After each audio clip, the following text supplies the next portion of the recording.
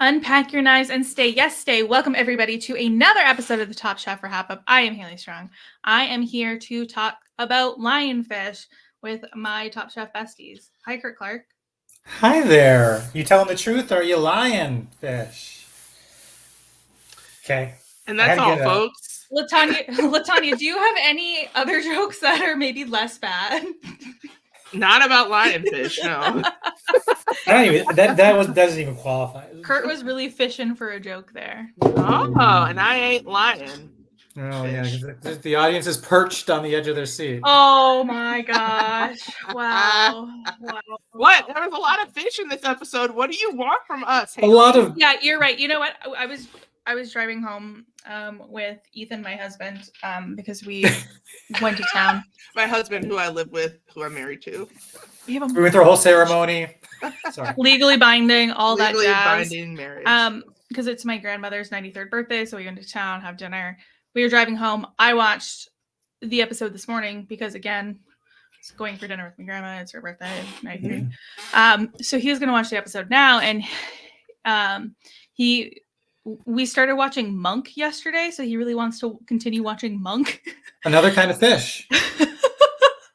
And so he was like, well, don't give any of your opinions on the dish. Just say oh, the chicken was chicken, the beef, fish was fish. I was like, actually, this was an all fish episode. It was just fish. It was no other protein. He was like, what do you mean? I said, it was just fish. Yeah. I mean exactly what I said, bud. It's just fish. I think I kind of get where he's coming from, though. Like, what are they doing? Well, no, I think we can talk about it when we get to the elimination challenge, but and this is me not being in a fishy me now. Okay, that one was good. You got me there. You got me there. I like that one. And I realized what that was going to sound like. Like Sideshow Bob. Yeah, that one I realized what it was going to sound like 3 seconds before I said it. I was like, okay, I'm just going to keep going. I loved it. That one was good. I liked it.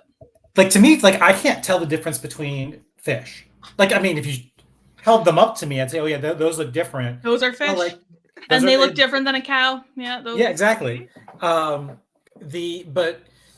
this is my ignorance, but I would have been more worried about the cooking styles than the fish. I guess. I think so. And but we're not. But I'm not a professional cook. Yeah, I would have been like, yeah. This is the hot take that is an incorrect hot take is to me all fish is the same, like whether it's trout, tilapia, tuna, salmon, whatever. I'm I can just I can blackened, I can mousse. Just give me any fish and I'll just do the technique to it. I don't want my fish mousse. We'll get to it, but I don't want that. I don't want it moussed. It reminds me of very hit me up on socials, folks, if anybody knows this reference. Monty Python's The Meaning of Life, one of the later scenes, one of the later sketches in the movie, where death comes to the dinner party and you find out it was the salmon mousse that killed everybody.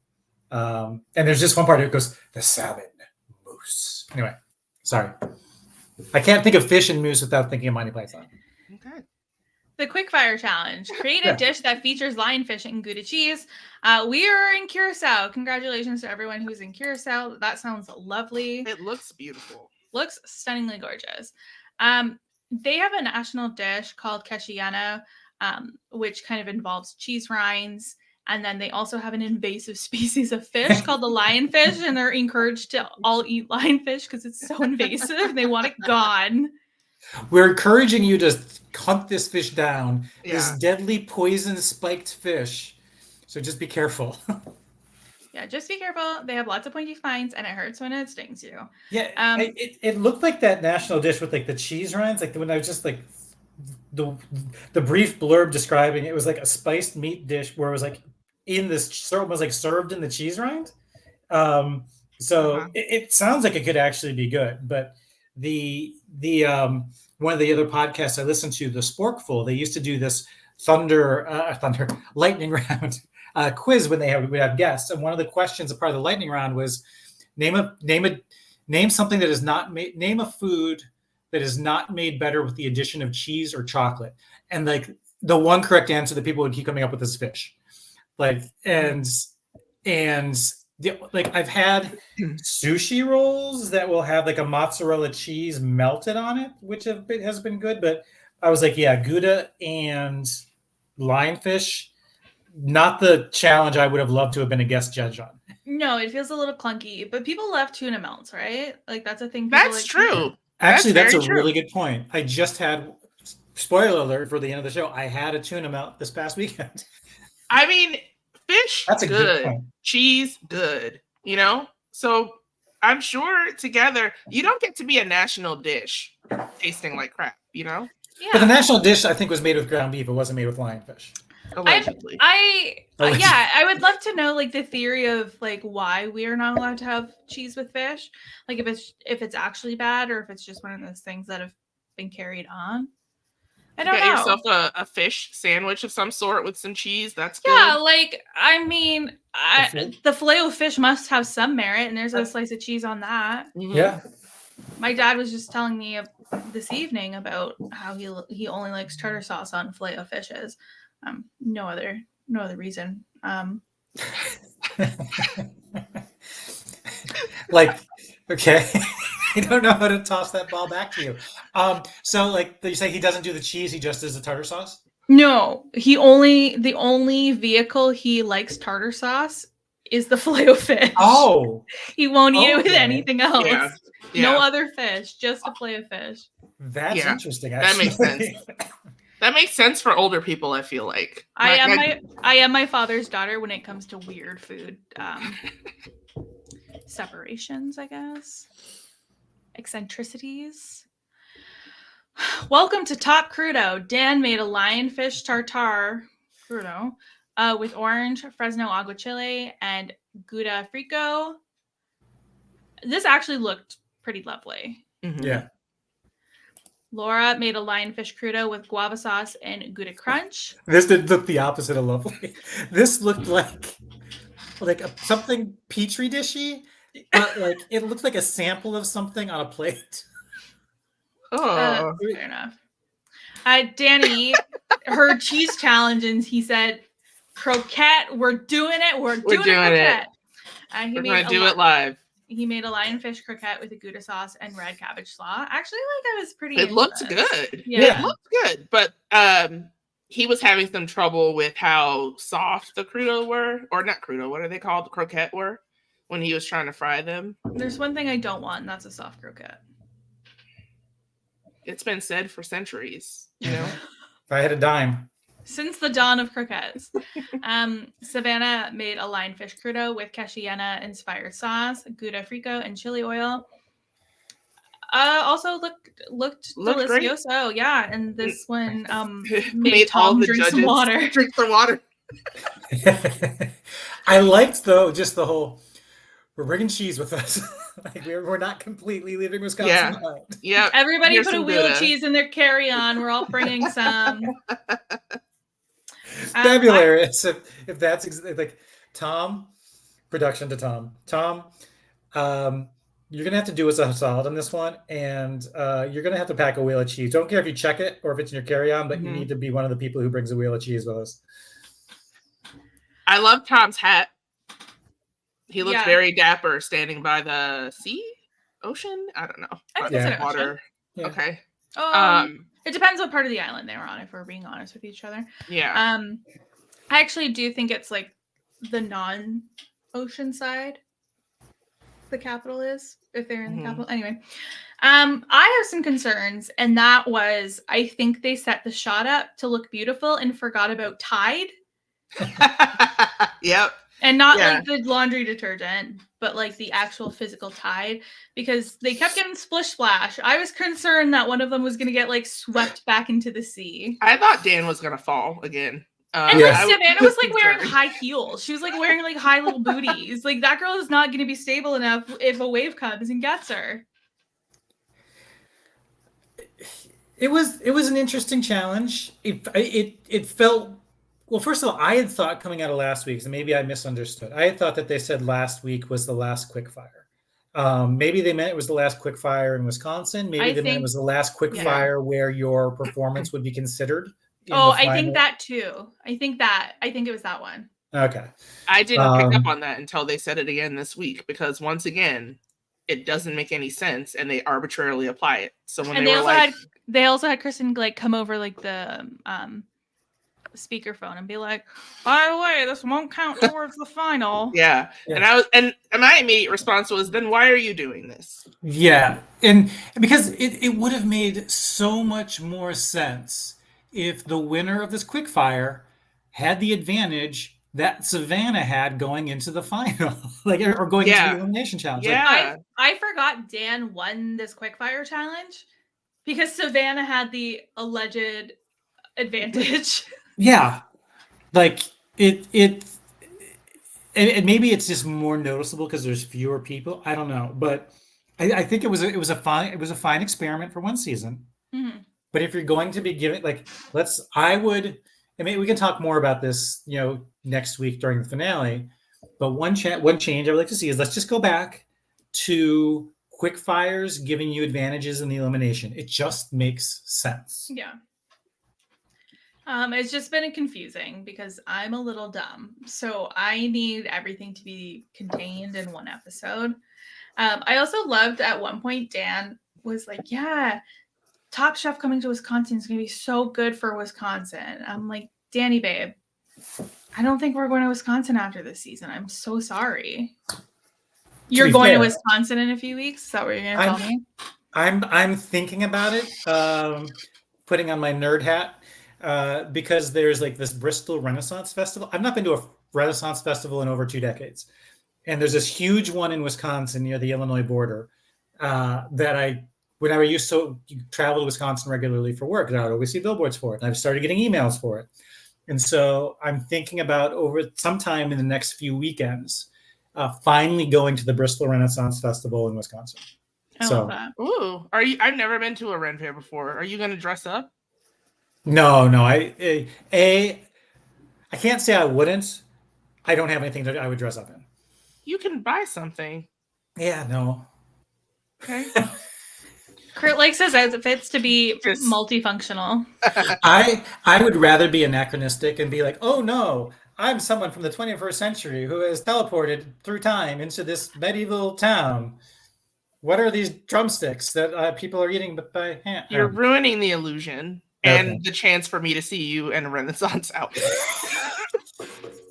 So that's where my vote is. It's not certain. So perhaps we'll see. Outlook hazy? Outlook hazy. Try again.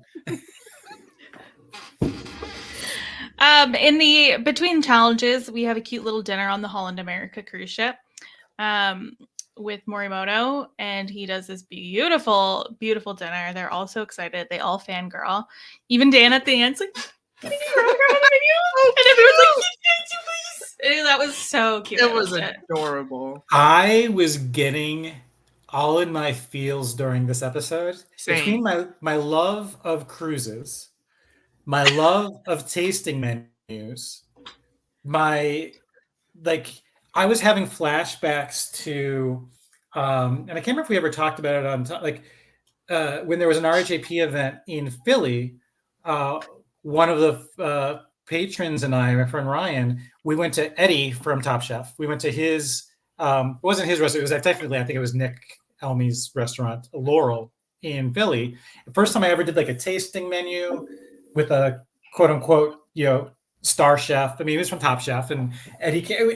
I was getting flashbacks, and it was just like I was just like so jealous of what they were getting. Both like the kind of the handpicked meal by Morimoto, and then the concept of again they have a tasting menu challenge like these, and the cruise ship, just all things I love. So I was really, really enjoying this episode until I saw how well the dishes were made. Yeah, this episode made me tear up twice. Yeah, a little bit. Between this and Bridgerton, I was like in tears all day, basically. But it was a total shit show. Yeah. Yeah. No. It was almost aggressively bad. We're basically apologizing to the guests for the food that they were eating. Yeah, it's I have further comments for the whole dining experience that I can hang on to. But there's just if I just say anybody who's listening who's never been on a cruise, I mean, there's some people who are just like vehemently against it. Like, this is like not for me. But people are like, I don't know about, like, if you like food, there's good food on cruise ships. I mean, there's really good food. So this was just making me wistful to go on another cruise and experience the cuisine. Yeah, LaTonya and I were talking about cruises last week because neither of us have ever been on one. Yeah, and that was the end of the sentence. We haven't been on one, so we should do. Are we going to do a group cruise? I think we should. I think we should. I think there should be an RHAP cruise, but just gonna leave that on the table. That would be a disaster. There would be several people who would get arrested immediately. No, you would get one of the big things, and if you go onto YouTube and look for like missed like cruise ship people late or people running for cruise ship, like they have a set schedule. They will not wait for you if you are not on if they say be on board at 3:45 p.m. because we're leaving, they will leave your ass at the port. Like, unless you're part of a shore excursion that is running late, that was sponsored and organized by the ship, they will wait for you then if something's happening and that's running late. But they're one of the big pastimes on cruise ships, especially if you have like a balcony that's facing the port, is as the ship is getting ready to leave, watching people potentially running in a panic for this ship as it starts to take off them. Makes me too anxious. I'm so I'd never get off the ship. Oh no, you're usually there for anywhere from 4 to 8 hours, so you have a plenty window. Like, unless you're just inconsiderate and have you'll be fine.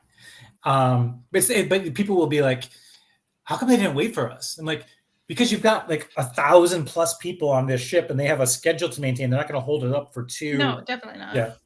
Anyway, but this elimination challenge, as a group, created an 8-course fish tasting menu.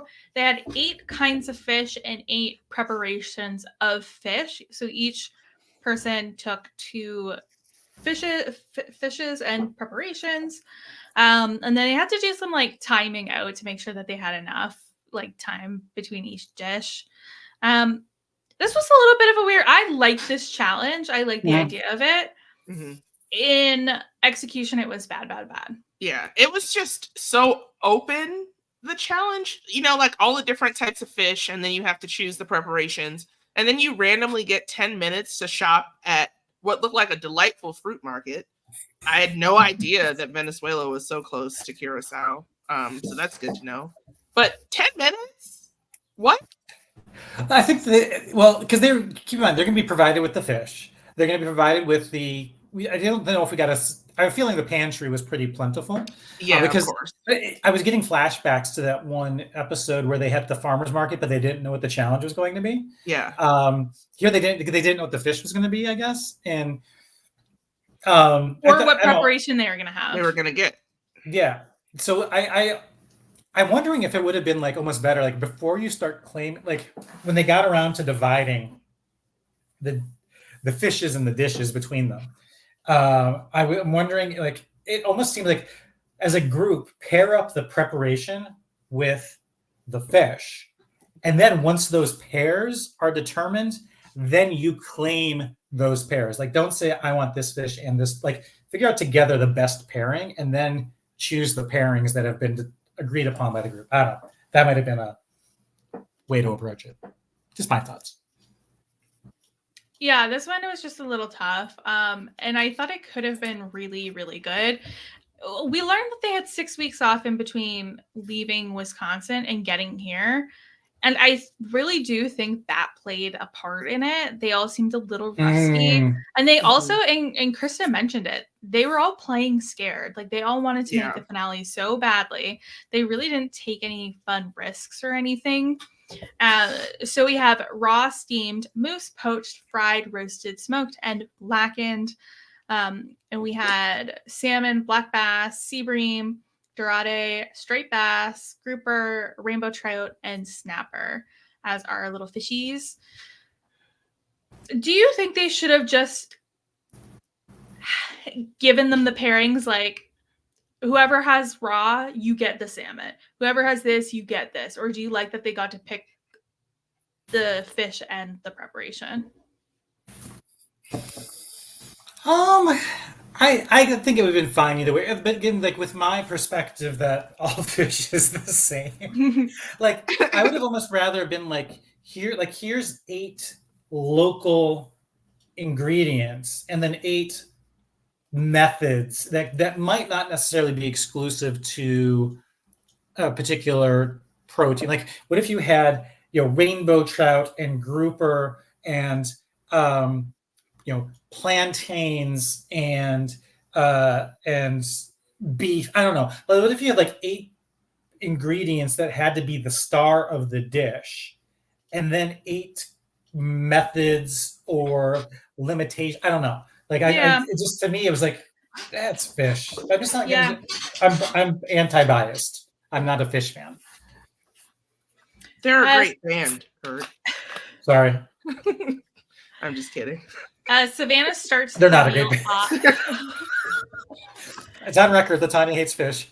I don't hate fish. I have 2 of my best friends from college literally took time off of college to follow fish. Oh. And so I had a lot of fish played at me in my lifetime. And I just, I don't need to do that ever again. I literally don't know if I could name one single fish song. Mm-mm. Do they have titles? I feel like... Oh, I don't know. It's just a jam band. Noted by the length of how long the song is. One of them just starts playing something. It's like an improv session with like jazz improv sort of thing, but with, I don't know.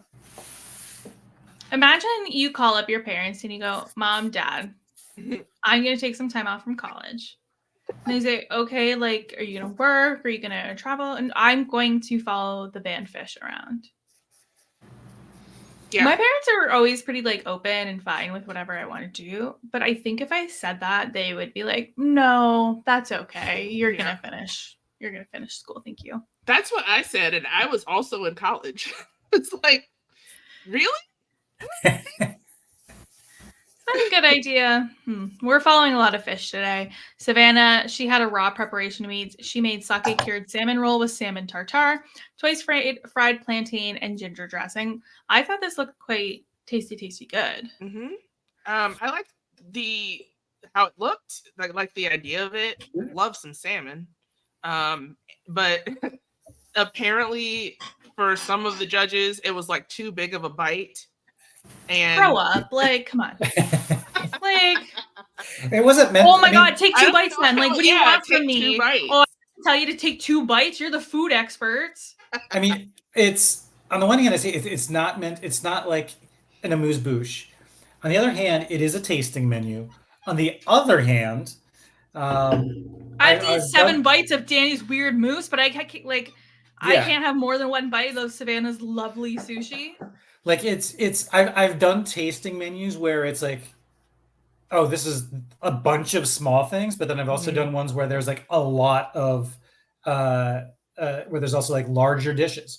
So I don't know if they had in mind the fact that things had to be a certain size because it was a tasting menu, but yeah, I didn't have an issue with the food size, but apparently Chef, was it Roy did? I feel like a classless buffoon, because I would have left this dinner, this 8-course meal, and immediately gotten food. Like, this is what happens to me when I'm in a tasting menu situation. I'm just like, this is great. This is delicious, but I'm still hungry because you served me the tiniest bites of food that any person has ever seen on earth. And I just paid $250 for it.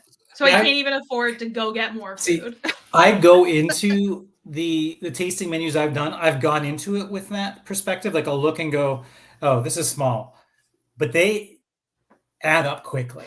Like I go into it thinking where I'm going to go after this, and then it gets to the end of it. I'm like, I'm struggling to eat. Even though every single thing was small, I couldn't eat another bite. See, I don't ever go into it with like a pessimistic view. I'm just like, this is going to be great. I'm going to be so full. But what inevitably happens is that I want more food after we have done the dinner and I feel embarrassed about it. And it's hard to find someone else to be embarrassing with you and eat food after dinner. And I'm wondering, like, if I didn't enjoy the tasting menu, I wonder if I would be more of that mindset. Like if I had a very like it's not so much I want to eat because I'm hungry. It's like I want to eat so I feel more happy than I do now.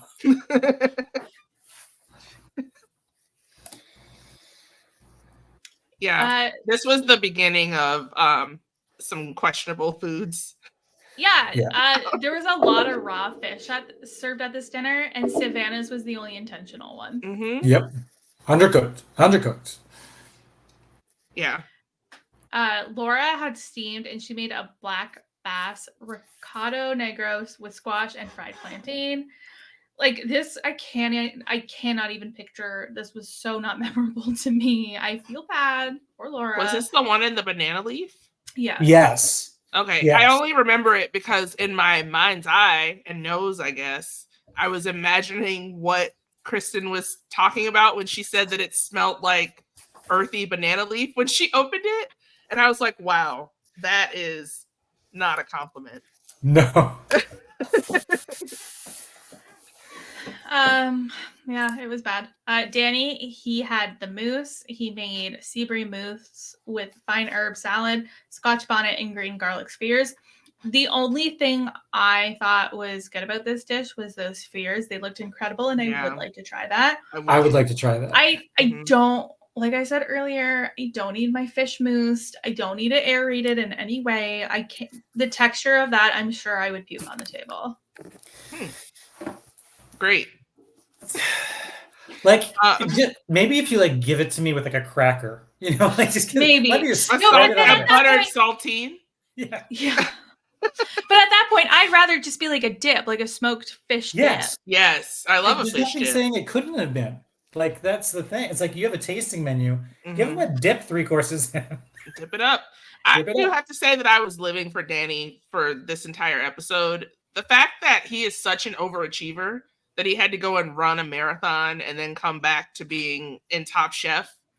I was just like, wow. Again, grow up. Like, who runs marathons, really?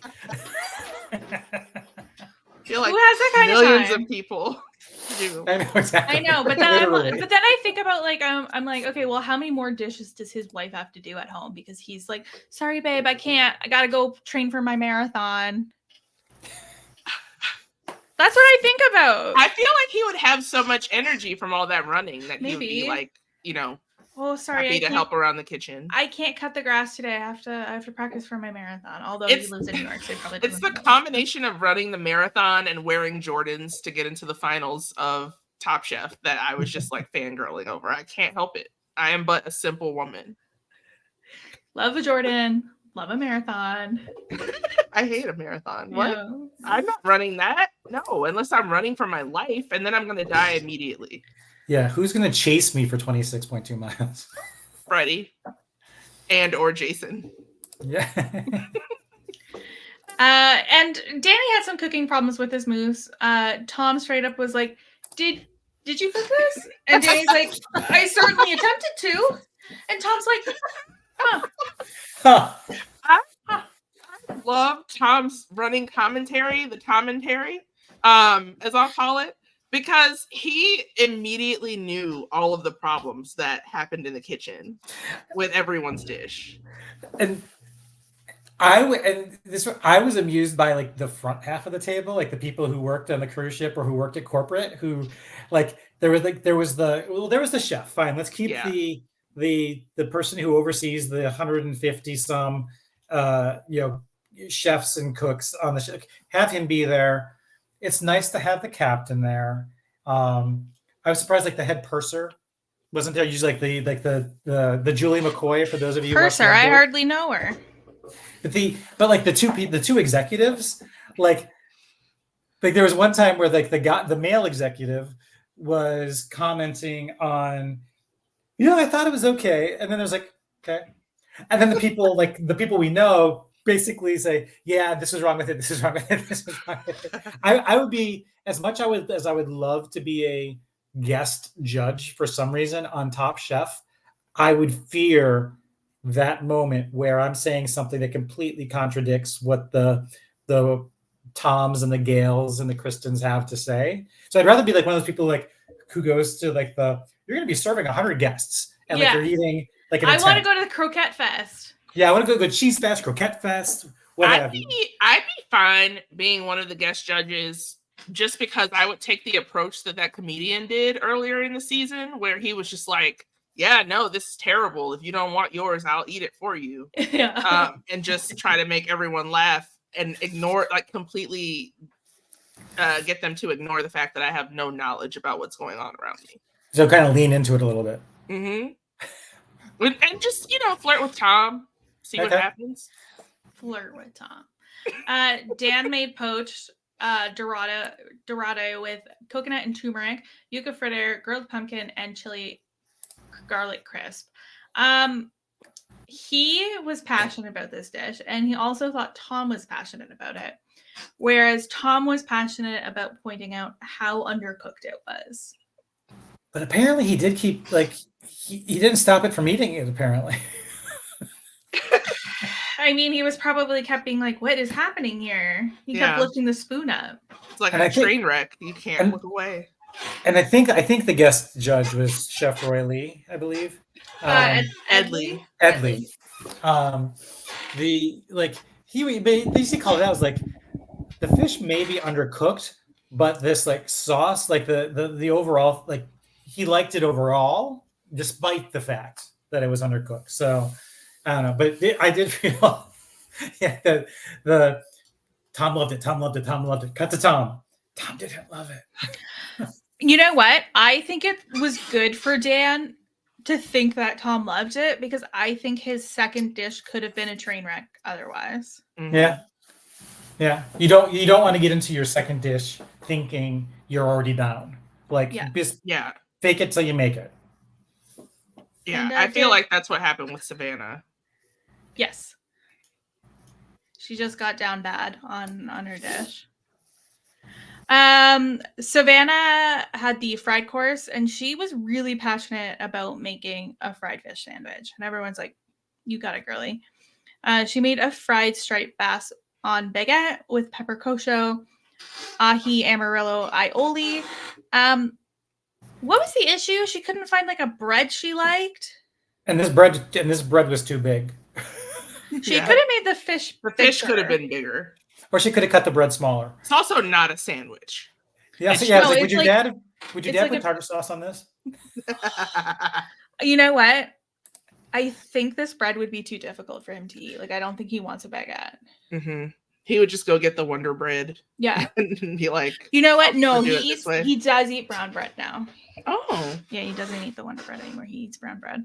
Bless his heart. He's getting healthy. Good. I would have enjoyed eating this. Yeah. It's a fish sandwich. Yeah, it was very clunky. It was very clunky, and Savannah knew it, and she was. It was kind of an open-faced fish sandwich too, right? I don't think it had like 2 layers of bread. It was just the one. Just the one. In theory, sounds great. Like, I feel like that is the case for all of these dishes. Yeah. Now, if this had been that would have been fried. I was saying if this had been a tuna melt, that'd be a good sandwich. Actually, no, tuna melts creep me out. Is it a texture thing? You better believe it. Laura had roasted, and she did grouper with guajillo pepper glaze, guajillo XO emulsion, and pineapple broth. And then Tom said, Laura, how did you roast this? And she said, I put it in the oven at 350, and then I left. And he said, oh, so you baked it? And she said, no, it's a roast. No, it's roasted. I roasted this in the oven at 350 degrees. And then he got mad and said, and he roasted her. He roasted her. The one of the sauces got a little curdled in the other sauce, and that's disgusting. Pineapple broth, though, I will be signed up for that. Yeah. Well, that sounds like it would be better chilled as a broth. Like, it does. Broth feels like it's hot. I don't know if I'd like Hot pineapple Hot broth? pineapple. Piping hot pineapple broth. You know what? I'm a pineapple lover. I mean, I would eat it hot. I know what hot pineapple tastes like just because it's like Pizza. a ham topping. Yeah. No, not pizza. No. Oh, sorry. Oh my god. It's my favorite. I love Hawaiian pizza. It's my well, favorite. this has been fun. I'll leave you two to it. I'm trying to think if I've ever been in like in a 2-to-1 food opinion on this show, if I've ever been in that singular opinion. I feel like I'm always siding with one or the other because I'm on Team Haley for this one, which would mean that you two never agree, and I always take one of your sides. Or when you do agree, I agree with both of you. We'll find something to fight you on, Curt. Fennel. These days. Fennel. Oh yeah, I like fennel. I do too. Yeah. Okay, All there right. you go. Bye. Yeah, Pack your knives and go. Laura's poor grouper just didn't it died in vain. I knew that she I knew that she was going to be going home because they were like, well, she didn't meet the brief. This is not roasted. This is raw, actually. She put it in the easy bake oven they have on the show. The light bulb went out. Can we talk about easy bake ovens for a second? Sure. Like, how much LSD do you have to be on to decide, okay, a children's toy with a hazardous light bulb that will cook a dish with egg in it? That's it. and like, I always used it in the basement. Like, I didn't use it in like a food safe area of the home. You're like a blast crater that you had to use it in. Yeah. I also had one of these like Harry Potter sets where you like made your own gummies too. Like you get this like. Tell me more. I wish I could. Like it's very foggy for like 10-year-old Haley. But not that kind of gummy. Never mind. You think I was You weed? really think that Haley is a gummy girly? Do you think I do weed at all? Do weed? I'm scared of weed. First of all, There's no way. I lost all perspective of time when it comes to Harry Potter because I'm playing Hogwarts Legacy right now. And to think that Harry Potter was out when Haley was 10 did not process in my brain. It processed in mine because during the summer when the books would come out, we would have to make like special trips to the bookstore during camp to like get all the pre-ordered books for all of the students. I personally have never read a Harry Potter book. I've never seen a Harry Potter movie. I now don't care to get involved in anything related to Harry Potter because of that woman. But I appreciate everyone else who enjoys it. It seems like a fun thing for not me. Well, it was especially fun when you got these weird gummy sets that like I don't even know why. I don't know. You like squeeze the goo out and you like make shapes or something like in the gummy setting liquid. I don't. Somebody. Do they actually set? I don't. Yeah. They look like that guava dish from the Quickfire. Probably. But I loved gummies, so I was like, "Yes, bring it to me." I still. But my the cousin consistency. My cousin had the easy bake oven, and I was like fascinated by it. Like, let's make a cake. Yeah, I loved the brownie mix from Easy Bake Oven. I loved having that like molten lava hot center that also wasn't cooked. I love we always the Pillsbury cookies and how they now come on like a sheet, like the little ghosts and the little pumpkins and the little Sure. Yeah, I think so. They used to come in a roll. Right, but now they come out flat. Now they come flat, but when they came in a roll, I would sometimes cut them bad so that I could eat the dough of the badly cut cookies, even though they had like little markers of where you should cut it. Because I do love eating raw cookie dough. Same. My grandmother. Go ahead. My grandmother would always grab the cake from the Easy Bake Oven and be like, "I'll be back in just a second," and then put it in the real oven and bring back an actual cooked piece of food. I love that. That's hilarious. That's really good. We could probably have like an entire episode on like questionable cooking things for kids. Yes. Like I had this Snoopy snow cone machine growing up, which looked like the Snoopy doghouse. I love Snoopy. And the chimney, although this doghouse didn't have a chimney, I guess, but there was a chimney that you would put ice cubes in, and then you would turn a crank. There's like a little plunger you could push down top of it with the ice cubes to push it down into this grater, and you turn this crank, and it would basically make like the snow for the snow cone.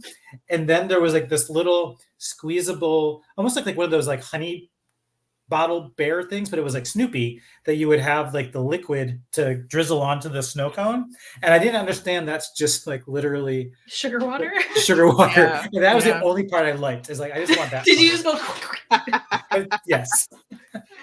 I was gonna say I would like one of those as an adult. I But would then love I one of those. remembered I have a Jimmy Buffett Margaritaville margarita maker in the front room that would do the same thing. So I think I know what I'm doing later. I played Snoopy in Snoopy, and have just the Peanuts characters have warmed my heart since I was a wee bairn, and I would like one of those, please. Nice. I love snow cones also. They're such an underrated treat when it's hot. The hardest thing is like you suck out all like the flavor, and then you're left with just ice. You gotta savor it. You don't suck out all the flavor. What are you talking about? I have to suck out. And you all the get flavor. extra of the syrup put in there so that it goes all the way down to the bottom. That's interesting. I could do that. Danny had smoked. He made smoked rainbow trout with plantain, pumpkin puree, hazelnut, lemon relish. And they were like, wow, we actually enjoyed this dish. Congratulations, Danny. Enjoy your win. You gave us edible food. You proved that you can cook a piece of fish. You win. Congratulations. You are top chef. Yeah. The moment there was like positive things said about Dan and Danny's second dishes, I was like, okay. Yeah. They're safe. It really was just like the least whelming cook of the entire season for everyone involved, though. Yes. Yeah, and I think you have a point there about the 6-week break. Like, did they just lose their competitive edge? Or... Yeah, Danny was too focused on running a marathon to think about continuing to cook. It seems like it would be really hard to cook on a cruise ship, too. I don't know why. I just, like, I imagine stepping foot on a cruise ship and immediately needing, what is it called? The Dramamine? stuff. Yes, I almost said Demerol. That is not.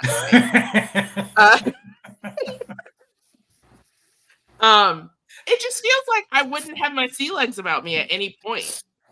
The ships are so big, like unless the weather is really bad, you don't notice the ship moving. I also wonder if they. I mean, there was times where you're eating in one like the big halls, and you can feel like the ship moving at times. But I'm also wondering if the cooking was done when they were at a port. Obviously, they got in there at Curacao. They had cabins on the ship, but it wasn't clear on whether or not they waited until, because I'm feeling that when the ship's at sea, if they were making use of the kitchen, it was probably not during a peak mealtime, and they tend to be a little bit less busy on the ships making meals when you're at a port, because so many people are off the ship at the port. So okay, that makes sense. So my guess is, even if not from a kitchen busyness perspective, just like they weren't just like surrounded by ship goers the entire time. My guess is that these challenges were filmed on the ship while the ship was at port the entire time. Do you get drunk on a ship as fast as you get drunk on a boat? Because no one else I would say yes, but not me. because only because it's often a vacation and you often have an unlimited drinks package. Okay. I haven't gone on a cruise or anything, but I've been on like boat tours before and stuff like that. And my friends got, as part of their wedding weekend, had like everyone get like, they chartered a boat, a yacht or whatever. And I had one drink and was like, whoa, free bird. Free break. I think that's a mix of, often there's less food than if you're drinking, say, at a bar or a restaurant or at home, and you're often like exposed to the sun if you're on the boat. It was nighttime. I don't know. Then if it was a full moon, you were just crazy. Okay. Dan had blackened. He made blackened snapper with butter poached potatoes, mandarin butter sauce, and dill oil. I will say, out of all of these, this is probably what I am ordering at a menu. Right. At a restaurant. I like blackened stuff. Okay, like I do. I like a little seasoning, and I like it to be crispy coated. And Dan seemed to be a little bit of a blackened hater, and because he was like, I've never made blackened before. But it wasn't. This, What? One of the judges was like, "There's a reason like this went out in the '90s, basically." Again, Yeah. like, why are they being haters? Like, no, like I'm sick of Top Chef being haters on food. Like, you're food lovers. Like, let's just love food. Well, no. It was said in a good context. It was like they said if people approached blackening fish back in the 90s like you did with this, it wouldn't have gone out of style in the 90s. Like, this is the way it should be done. Yes. To use the Chinese 5-spice instead of just... Yes, that was it. I always feel like people are going to hate on these like techniques where they're like, "Oh, the blackened. Who's going to take this one?" Oh. I was getting a vibe that Gail was just kind of over the competition when she said, "You skimp on the oranges anymore?" Like, while Dan is still at the table. And I love that Dan was like, "You ever tried to supreme a mandarin, Gail?" Gail was not supreme anything. Like, he was just like, "Oh, you think you're sassy? We haven't met." Yeah. Like, I seriously felt like she forgot that he was still there. Yeah. Like, that's usually like, is anybody else missing a piece of shrimp? Like, that's the sort of thing that they say after the chef has left the table. Yeah. I love Gail. Yeah, so this 4 challenge, it seemed to me like Savannah had the best combined dishes. Like, neither of her dishes were like a particular fail. Where Danny and Dan, both their first dishes were bad, but their second dishes were really good. Mm-hmm. And poor Lara she swung and missed on both these ones. So it wasn't a surprise to me that she was eliminated here. No. I do have to say that, like, she and Savannah looked so gorgeous throughout the entirety. Like, even in like peril when they're getting these critiques from the judges, I was like, you're both glowing. What's happening? She looks so beautiful. Yeah. I don't know. Yeah, she has great skin, and I would love to know. Really good, really nice skin. Yeah, it's probably some like $500 moisturizer or something. That is tough. That's tough for me. But yeah, we are going on to the finale next week with Savannah, Dan, and Danny. Who you rooting for? Well, I no longer have draft picks. I'm out of the draft. LaTonya's in the finals 2-1. Laura and Manny, my 2 remaining people, came out back to back. I think out of the 3 people, I've been a Dan fan the entire thing, so I think I have to root for him.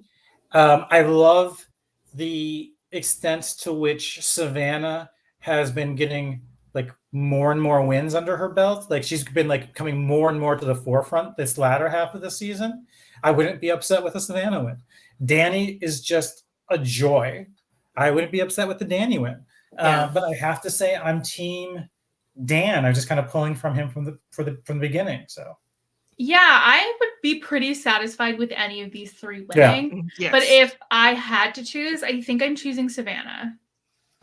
Yeah, I have to choose Savannah for a couple reasons. She's a woman. She's on my draft list. But I really would be happy with anyone winning this. Like, when Kristen teared up when she was talking about how they should like savor this moment and that they made it to the finals of Top Chef, I also teared up. I was done. I was done for. I cried up when they showed this in the commercial last week. It was just, it was too much. And then like all of their faces like turned beet red because they were trying to hold back tears. And these are the moments where I think Kristen is such an incredible host, because the show obviously means so much to her, and because she's been through it, she can give that give that advice of like really enjoy it. Like I know you like Yeah. I know it's a competition. I know it's tough and I know it's scary, but just like be so proud of yourself that you even made it here. It was so sweet. And I love that Tom was like comforting her. It was so cute. I wish Tom would comfort me. Yeah. When I meet him, I'm just going to start crying. Yeah. So I think I'm in that boat. But yeah, so finale next week. That's exciting. Yeah. And if our planned plans go well, we should have a couple guests joining us next week for the podcast. So I'll just leave it at that because you never know what's going to happen. Fingers crossed. Fingers crossed, knock on wood. But both of the people that we're thinking of bringing on have said that would be wonderful. So we shall see. Lovely. And then we can start talking about reflecting on the season and what would we keep and what would we change and where do we go next and all that glorious stuff. LaTonya, what did you eat this week?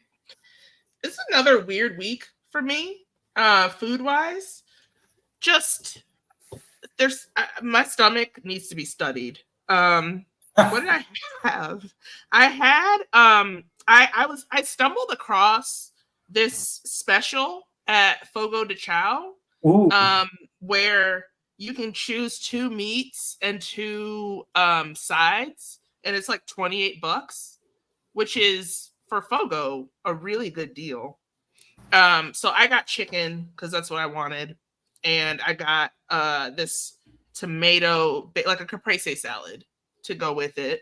And then they have these pão de queijo, like cheese breads they're like these tiny little muffins almost, but they don't have the same consistency as like a muffin or anything. There's like cheese folded into them. They're just so good and like doughy and soft. It's like a Brazilian garlic knot with cheese. Yeah. Yeah, it was really good. I had an urge for an Italian beef sandwich this week, so I got one of those. Was it because we were talking about it a few weeks ago? Were we? Did we ever figure out what sandwich? It was like a grinder. I was thinking of a grinder. Hoagies and grinders, hoagies and grinders. We did say grinder on the episode. We did. We sang that song. Oh, yeah. And that is not a Chicago thing. Not a uniquely Chicago thing. I mean, okay. I'm sorry. I've never lived in Chicago. I don't know all of your dishes. We can't all be greatness, you know? We can't all be from here. I guess I forgot to mention when we were talking about the blackened fish that there's this horror movie called The Blackening that I kept thinking of. I saw that. Where they talked about blackened fish. It's just, I don't know how my brain works sometimes. And then I had some delicious pizza that had some like garlic and mushrooms and some basil and like portobello mushrooms. Just a veggie pizza. Yes. It was really good. Not a lot going on for me, honestly, in terms of food, because my body doesn't like to cooperate and let me eat. It's great. I'm living it up. Living it up. Curt, were you able to process food properly this week?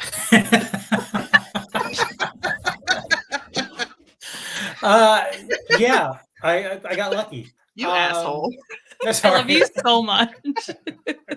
I hope you know that. I don't mean to rub it in, LaTonya. Yeah.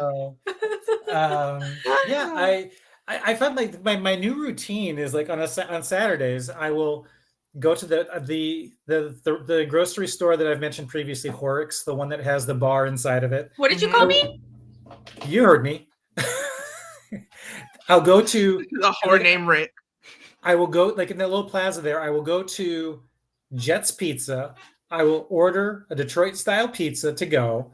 While it's being made, I'll go to Horrocks, do my grocery shopping, put it in the car, go to the boba tea place, get a dragon fruit slushie with popping mango boba, and then I'll go pick up my pizza. And it's just a wonderful, lovely routine. And I might do it again on Saturday. And LaTonya, I think I keep doing supreme pizzas. I just like a little bit of everything. I do too. I might just do a veggie pizza this next time. Or do like so get the good. veggie pizza and then add pepperoni. Yeah, I do sometimes add sausage to like what is otherwise a very vegetable heavy pizza. Yeah. My pizzas end up being like $300 because I like so many toppings. The a la carte tax. I made shepherd's pie last night, which Mm. was very tasty. Um, Which one I is that again? That's the it's like a the beef one. yeah, it's like a it was onions and carrots. Technically, in the UK, if it's a shepherd's pie, it's lamb, and if it's a cottage pie, it's beef. But most people on this side of the ocean Oh, Oh. call it a shepherd's pie if they use beef. That's what we grew up that's a good doing. point. I Mm. love That's a shepherd's pie. this was technically a cottage pie then. Yeah. HelloFresh called it a shepherd's pie. So yeah, so it was like sauteed onion, carrot, and celery, Oh. garlic. You're mixing in ground beef. You're kind of like getting it all done together. Separately, you're mashing potatoes.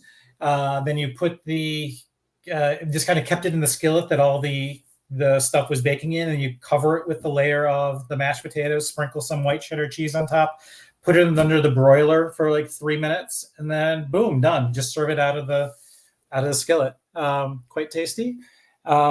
Made my first ever espresso martini this evening because I had a subscription box that had all the components for it. It had, I think it was Mr. Black's coffee liqueur. It had this really nice vodka. It had cold brew coffee concentrate to use instead of espresso. A little bit of nutmeg to dust on top of it, and a little bit of brown sugar, simple syrup to mix in there as well. It was quite tasty, and it gave me these cute little coupe glasses. Also came with the subscription box. I love a coupe glass. And I had a tuna melt. The my favorite sandwich in college. I don't know if they have the chain Blimpies anywhere near Ireland. They're a vanishing chain, but there's like 2 in the Grand Rapids area.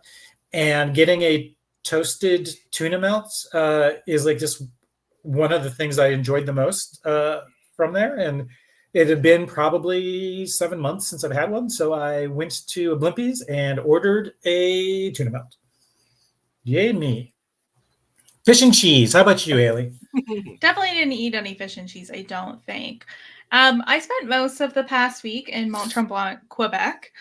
Pictures were amazing, by the way. I mean, both of the scenery and the food. Yeah, we had a lovely time. Ethan was there for a conference, so I did some light hanging out by myself. I even did some eating by myself, which was lovely. I had some really great food this week, actually. It is like a very touristy town where, like, everything is like you get the extra 3% tax for because it's like a tourist tax or whatever. All the restaurants are expensive. But honestly, the food was pretty good. I had a really lovely surf and turf that was steak and shrimp. I had a crepe with apple sausage and a bechamel sauce and white cheddar that was so delicious. I had a poutine from the Beaver Tail place. I also had a beaver tail from the Beaver Tail place. It's just like elephant ears, basically, but we call them beaver tails because we're Canadian. I will say about Mont Tremblant is because elephants are so plentiful in America. I mean, you never know. I would say that there's not like a lot of like fast casual options in Mont Tremblant, which is shocking. Like you would think there'd be like a food truck or 3 kicking around, or like a quick option. Like really, the only place where I could get a quick lunch was the Beaver Tail place, and that's like the only place that really served just like a here's a poutine, like enjoy, goodbye. Like they had them in all the restaurants, but I wasn't going in anywhere to sit and have a poutine. Like that wasn't what the last 2 years I went to, there was a Grand Rapids food truck fest. Technically it was called the Kentwood Food Truck Fest, but it's Grand Rapids. It was this past Saturday, and I realized that on Sunday.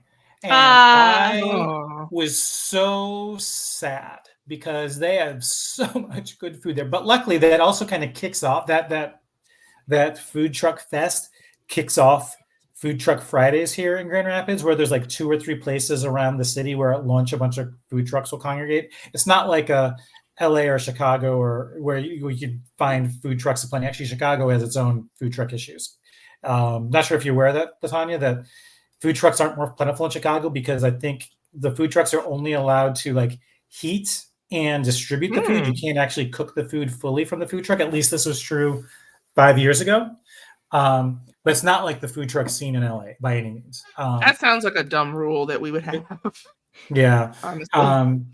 So I already have plans tomorrow to go to Founders Brewery for lunch, but I might have to switch things up and find some food trucks.